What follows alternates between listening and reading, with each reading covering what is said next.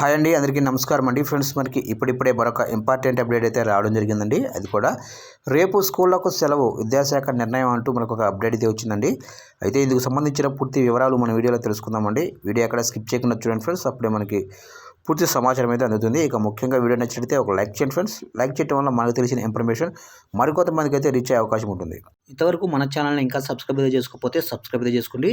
Government నుంచి ఇటువంటి ముఖ్యమైన అప్డేట్స్ ఎప్పటికప్పుడు తెలియజేస్తూ ఉంటాను. ఇక వివరాలకు తెలుపుదాము.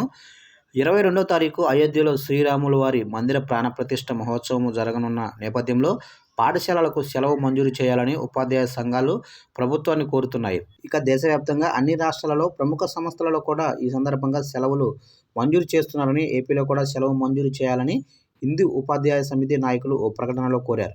ఆ రోజు హిందువు మత ఆచారంగా ప్రతి ఇంట్లో దీపాలు వెలిగించాలని వేద పండితులు చెప్పారని, ఆ సమయంలో రాష్ట్రంలో దీపారాధన కార్యక్రమంలో పాల్గొనే టీచర్లకు ప్రత్యేక అనుమతితో కనీసం సీఎల్ మంజూరు చేయాలని మున్సిపల్ టీచర్స్ ఫెడరేషన్ రాష్ట్ర అధ్యక్షుడు ఎస్ రామకృష్ణ ప్రభుత్వాన్ని విజ్ఞప్తి చేశారు.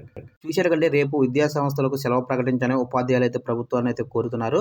ఎందుకంటే రేపు అయోధ్యలో శ్రీరాముల వారి మందిర ప్రాణ ప్రతిష్ఠ మహోత్సవం జరుగుతున్న నేపథ్యంలో సెలవు మంజూరు చేయాలని కోరుతున్నారు ఉపాధ్యాయులు.